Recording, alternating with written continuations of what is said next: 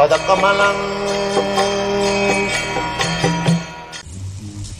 kena prajiptoyam papam charati purusha anichan api varsneya baladiva niyojita kama esha krodha esha rajaguna samudbhava mahasana mahapapma vidhi enam iha vajna. So, Krishna, these are verses, 2 verses from Bhagavad Gita, 3rd chapter, verse number 36, 37.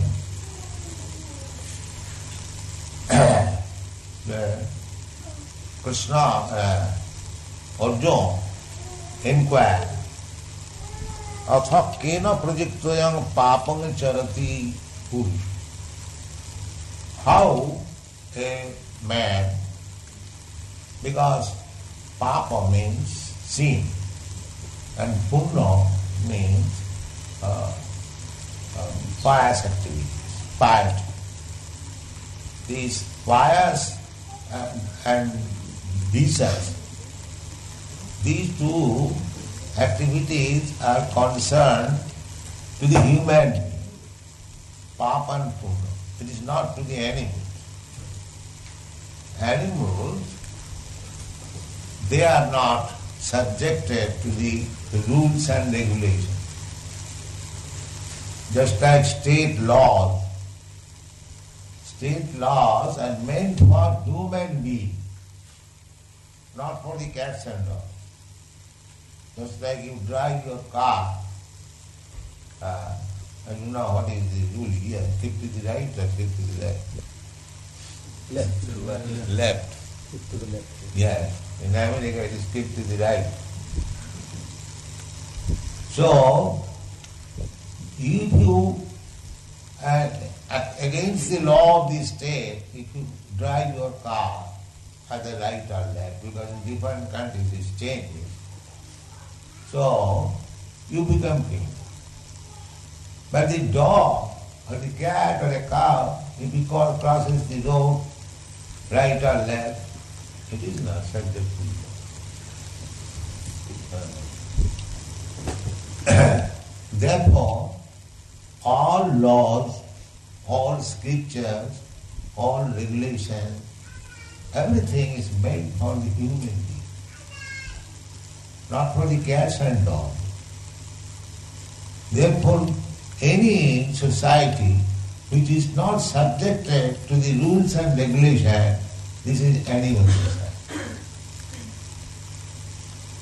We are trying to be free from the rules and regulations, but that is meant for the animals, not for the human being. We have forgotten that. We want freedom. We say that we don't want to be regulated. That is not possible. By nature. By nature. Suppose you can eat up to certain extent, say 8 ounces you can eat. As soon as you eat 10 ounces, immediately you become busy. Other man, he can eat 16 ounces. He does not fall ill. But your capacity, suppose you can eat 8 ounces, that's like elephant. Elephant can eat 40 kilograms at a time. You cannot eat even 1 kilogram. So different persons, different living entities, they are different meant. They have got different body according to the nature's law. You cannot violate the nature's law. If you violate, you become criminal, you become punished. Similarly, in the human society, civilized human society, there are principles, laws, one has to obey. Either you obey the scripture or you obey the state law. But you have to obey. If you don't obey, then you are put to the So, this is going on. But Arjuna inquired a very intelligent question that atha kena prajiptoyam papam charati purusha anicchanapi brasmeya boladi bunyadi. My dear Krishna, what is that power which forces us to commit sinful activity? I do not like somebody, just like the vivid example, a thief knows that if he commits theft, he will be punished by the state law. He has heard it from the lawyer, from friend, and he has heard it from the scripture. No religious scripture will say that you go on stealing. No. Either it is Christian religion or Hindu religion. No religion will tell you that you become a thief, you become a rogue, you become a sinful. No. The scripture says that you don't become a thief. And the laws say also that you don't become a thief. He has heard it. And he has seen it also. What is that? That a man who has stolen some property, he is arrested. The police is taking him to the custody, he is punished. So, a thief, he knows that stealing is bad. He has seen it also that a thief is punished. Still he commits theft. Wow. This is the question. That atha kena prajiktayam papam charati purusha. How a man is forced to commit sinful activities. Kena, what is that force which influences him that he do it? He must do it. We are doing it. Sometimes our conscience beats. No, don't do it.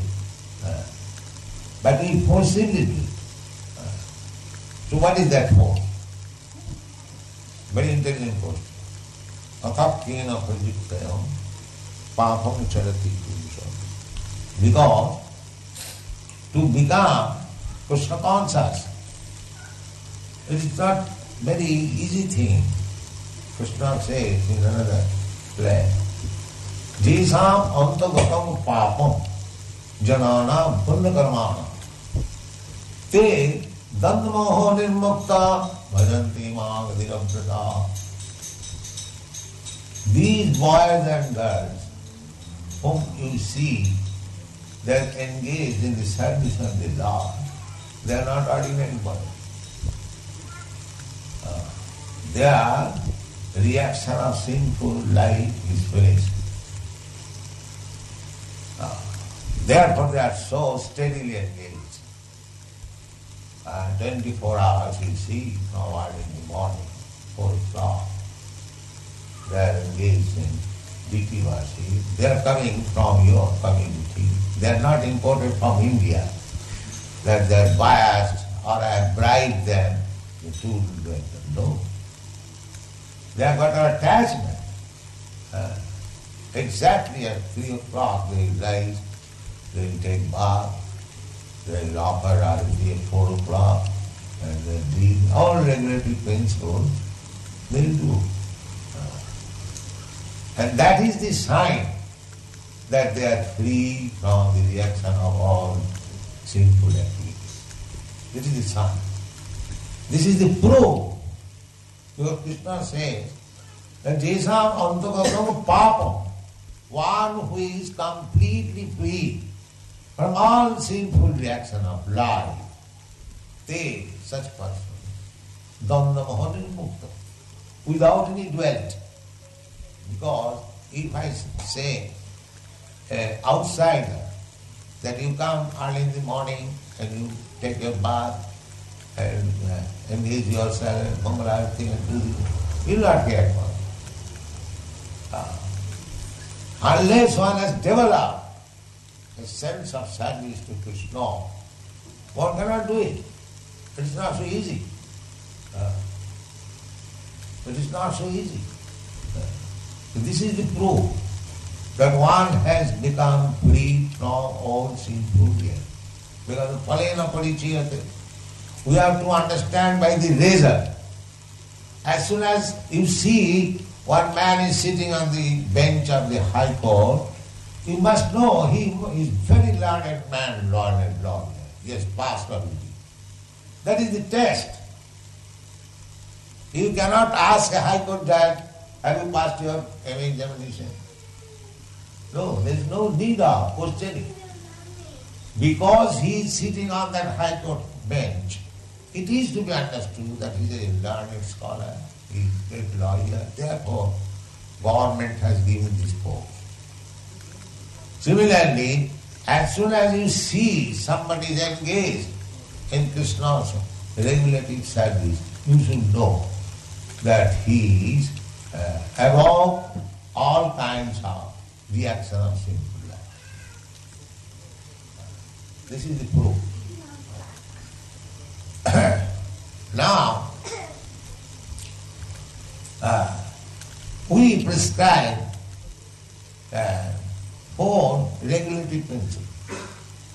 When our student becomes serious to be initiated, we ask that he must give up these 4 priority principles. So, no illicit sex life, no gambling, no meat eating. We stop outside. And no intoxication. So, it is very difficult for the Western people to give up all these 4 principles of life. Because these things are ordinary dealings. People are accustomed to all these habits from the very beginning.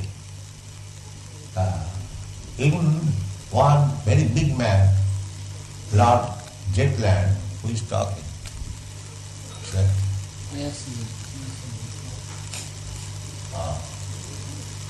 so one of our born brothers, he went to London and he met Lord Jetland. He got some introduction letter from India. This Lord Jetland, sometimes he was governor of Bengal. So when we were students, he came to our college. He was very learned philosopher, especially he was lover of Indian philosophy. So that my god brother saw him, the Marquis of Jetland. He inquired that, Swamiji, can you make me a Brahmin? He said, why not? We can make you a Brahmin. So what is to be done? So he asked him that you give up these 4 principles of sinful life. No illicit sex, no gambling, no meat eating, and no intoxication. So he immediately replied, impossible. Impossible. Oh, this is not possible for us. This is our life. We cannot give up this. So that Swamiji replied, then he cannot become a Brahman. This is the principle. So Brahmana means one who knows God. Brahma janati ti Brahma. Brahmana is not by birth. So anyone who can understand what is God, he becomes Brahman. The same example. Anyone who is highly learned scholar and lawyer, he becomes High Court judge. Or if you see one High Court judge, it is to be understood that he has passed all this. Similarly, Brahmana means one who knows God. Unless you know God, unless you know Krishna, you cannot engage yourself fully, devoutly in the service of the Lord.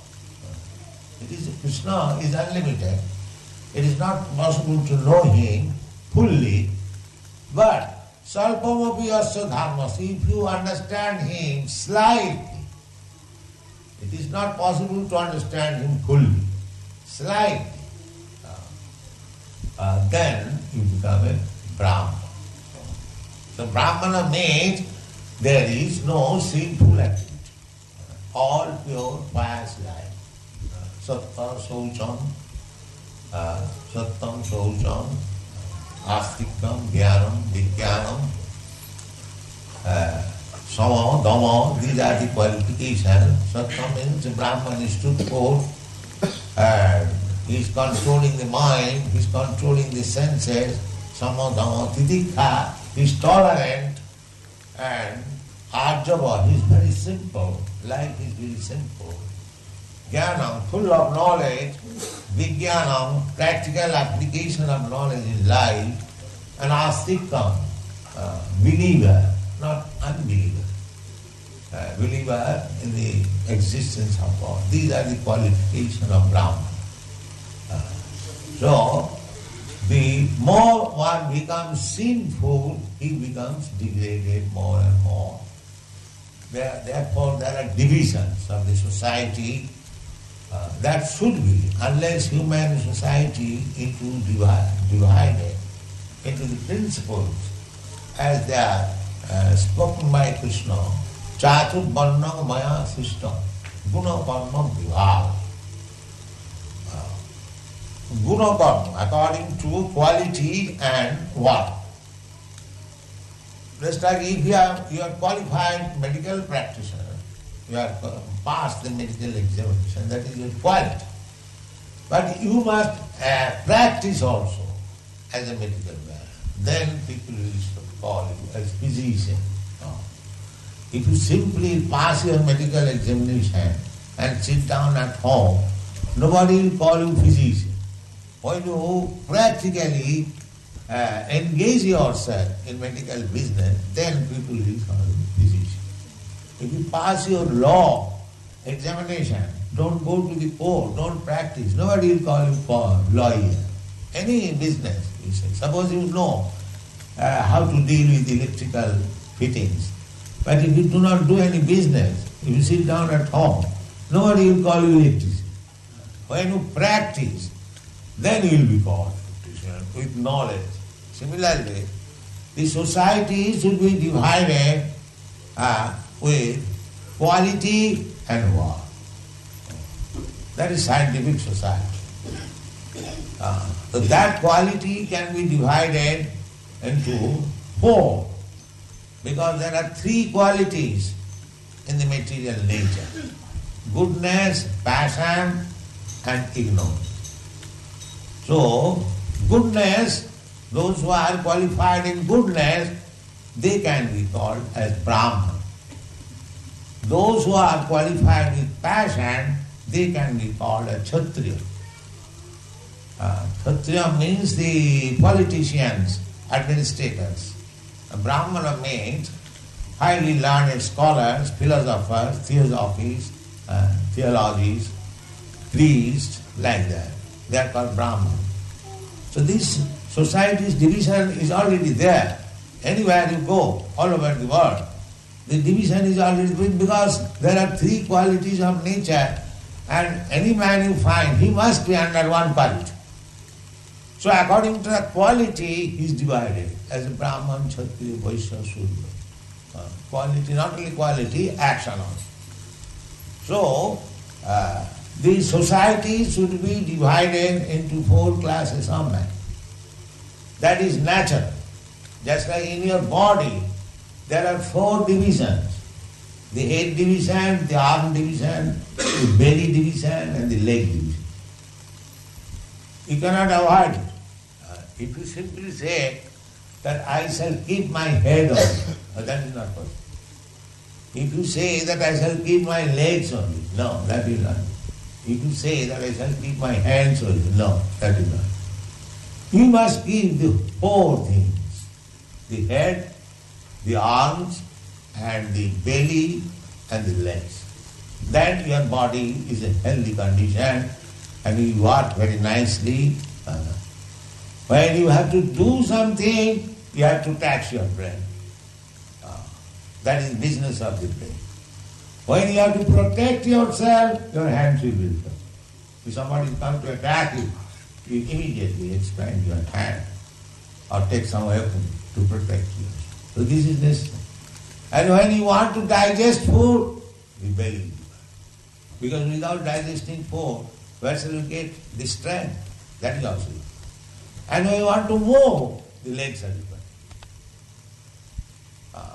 Similarly, the society should be divided into four classes of men.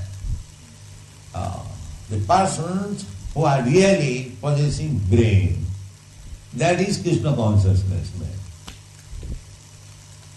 So at the present moment, there is need of such men. What kind of man? Krishna conscious. What is that Krishna conscious man? And one who knows himself and knows God. That is first class intelligence. The society is now practically is composed of the legs and the belly. The hands and heads are gone from the human society. So there is confusion because there is no head who can give you good consultation how life should be led, how we should make progress in life, how we shall fulfill our human mission of life. The head is gone. In every country, those who are supposed to be the counselor in the matter of giving people good ideas how to conduct society, that man, class of man is finished now. Similarly, the administrative class of man, now it is a age of democracy.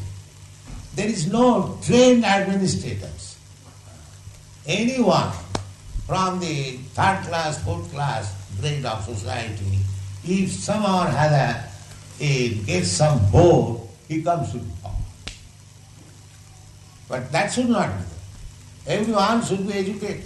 A Kshatriya, formerly there was king, according to Vedic ideas. The kings were sufficiently educated how to administer the citizens, how to give them all comforts. Just like in Maharaj Yudhishthir's time, you will find from Srimad Bhagavatam, you will see that people are so happy that even there was no excessive heat or excessive cold, and nobody was anxious, everyone was free. That is the first duty of the government, to see that every citizen is happy. It's a great sign, Krishna consciousness. It is not that we are simply concerned with worshipping this deity. No. We have got volumes of both. It is a science how to make people happy in this life as well as next life. Not only in this life, but the next life. Because this life is preparation for the next life. Just like childhood, boyhood, youthhood is the preparation for the next life. Why we send our children to school? Because that is preparation for the next life. Otherwise let him play all the night, all the day. Why should we parents anxious to send him to educational institution? It's preparation for the next life.